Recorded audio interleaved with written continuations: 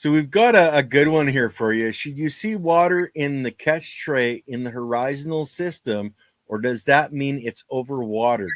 As my system matured, I noticed the water retention is much better. That's the whole thing. You've created micro aggregates or macro aggregates. So those aggregates are little universes. And inside those little universes, there's waterfalls, there's lakes, there's ponds, there's streams, there's humidity, there's probably rain to some degree. So those little communities, those little, for lack of better words, again, the aggregates, right, are their own environments. So everything is being recycled within that. And that's why you don't need as much water once you get those aggregates. I mean, that's how nature survives through droughts, because it doesn't rain. Well, how are they surviving? Aggregates. Everything's being recycled and recycled until the next time that the moisture comes and replenishes everything. So yes, you're absolutely going to see a decrease in water requirements in the horizontal system over time. Does it mean that because you have water in the horizontal system that you're overwatering? No, it's just that's your groundwater. But if you want to be focus more on biomimicry, then you want to let it dry back a little bit too. And that's the beauty of having that horizontal system, is that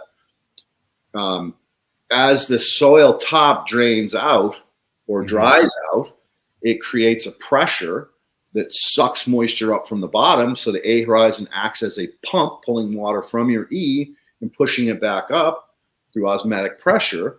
And so that's it. It relieves the over underwatering pressure that a traditional soilless medium would require.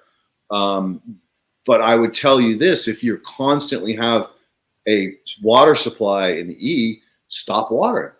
Let it go. I mean, I had a client call me and said he went away for, I think it was like 2 or 3 weeks on vacation. He watered it until it filled up to the E, till the E started leaking out of the shower pan. All right. Have to beat this into everyone's head. If you're going to go horizontal, you have to put a shower pan under there.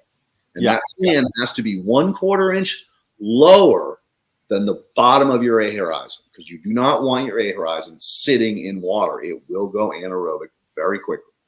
So that's why the E horizon pan, shower pan, is 1/4 inch lower than the bottom of your A. So no matter how much you overwater it, it's going to leak out before it turns the A horizon into an anaerobic mud.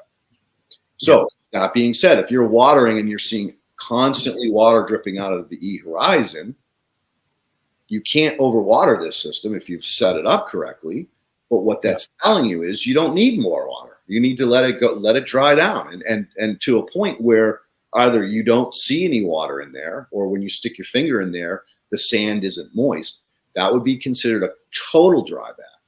And again, that's why we use sand, because once you can no longer physically see the water, you stick your finger down in that sand, move it around so you can see the bottom of the pan, and you don't see water, the sand should still be moist.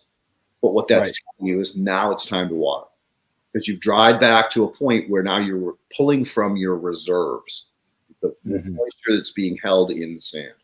And again, I love this experiment. I wish more people would do it. But if you take a bucket of sand, figure out the volume, add water to that, your mind is going to be blown at how much water you can actually put in that bucket of sand. So that shows you this water storage capacity sand has. Then take the bucket, flip it over onto a tarp, and let it dry out. Watch how long it takes till the center of that bucket, the lump, the sand castle you made. Wait till how long to see how long it takes that to dry out. 100%. It's amazing how well sand holds water, as well as helps it drain. It's cool shit. And then you look at like Tom Landry, he's doing bottom watering because he's filling that bottom tray, and he's allowing the osmotic pressure to draw it up into the system. Yeah. I don't know he's really doing much for top watering at all on his systems. He said he does occasionally top water when he just has the feeling that he needs to, biomimic a little bit more. But no, he purely relies on the osmotic pressure to pull the soil horizontal system to function as a water pump. Yeah. like the aquifer that the bottom horizon is supposed to be. Mm-hmm. Yep, it's doing its job. So Indigo Doug O. That Do you looks think like we can? that looks like friggin' Cheeto.